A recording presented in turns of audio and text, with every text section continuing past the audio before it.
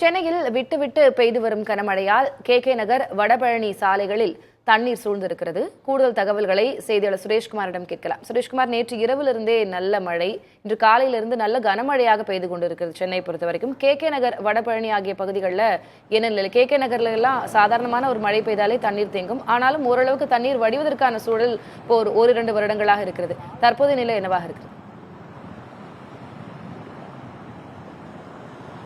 திலகவதி, தற்போது நாம் இருக்கக்கூடியது சென்னை கே நகரில் இருக்கக்கூடிய ராஜமன்னார் சாலையில் தான் இருக்கிறோம். இங்கு நாம் பார்த்தாலே தெரியும், சுமார் கடந்த 1 மணி நேரத்துக்கு மேலாக இந்த பகுதிகளில் கனமழை கொட்டி தீர்த்தது.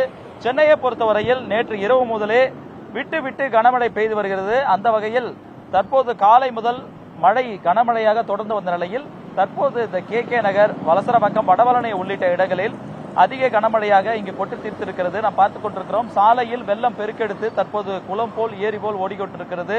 இந்த மழை நீரில் வாகனங்கள் மிகவும் மெதுவாக ஊர்ந்து சென்று கொண்டிருக்கின்றன. வாகன ஓட்டிகள் இந்த வழியாக அதிக அளவு தண்ணீர் நிற்பதன் காரணமாக மாற்றுப்பாதைகளில் அவர்கள் எல்லாம் மாறி மாறி செல்வதை காண முடிகிறது.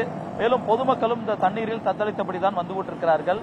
அதிகப்படியாக இந்த சாலை பகுதியில் தண்ணீர் நின்று கொண்டிருக்கிறது. இது மட்டுமல்லாமல் பிரதான ஆற்காடு சாலையில் கூட மழைநீர் அங்கங்கு தேங்கி நிற்கிறது. இப்படி சென்னை வடபழனி, வலசரவாக்கம், ஆழ்வார் திருநகர், நாம் இருக்கக்கூடிய தற்போது கே நகர் உள்ளிட்ட இடங்களில் அதிக அளவு மழை பெய்திருக்கிறது. இதன் காரணமாக சாலைகளில் வெள்ளம் பெருக்கெடுத்து ஓடுகிறது. பல தாழ்வான இடங்களில் மழைநீர் தேங்கி இருப்பதன் காரணமாக பொதுமக்கள் பெரும் சிரமத்தை சந்தித்து வருகிறார்கள்.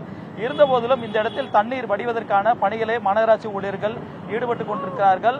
அவர்கள் எங்கெல்லாம் இந்த வடிகால் பகுதிகள் இருக்கின்றன என்பதை பார்த்து அங்கேதான் அடைப்புகள் இருந்தால் அதனை சரி செய்து அந்த இங்கு தண்ணீரை வெளியேற்றும் பணியை முடுக்கிவிட்டிருக்கிறார்கள். திலகவதி, தண்ணீர் சூழ்ந்திருக்கிறது, வாகன ஓட்டிகள் அவதியுறுகிறார்கள். ஆனாலும் தண்ணீரை வடிவமைப்பதற்கான நடவடிக்கைகள் மாநகராட்சியினர் ஈடுபட்டு வருகிறார்கள் சொல்லியிருக்கிறீங்க. உங்களுடைய கள விவரங்களுக்கு நன்றி சுரேஷ்.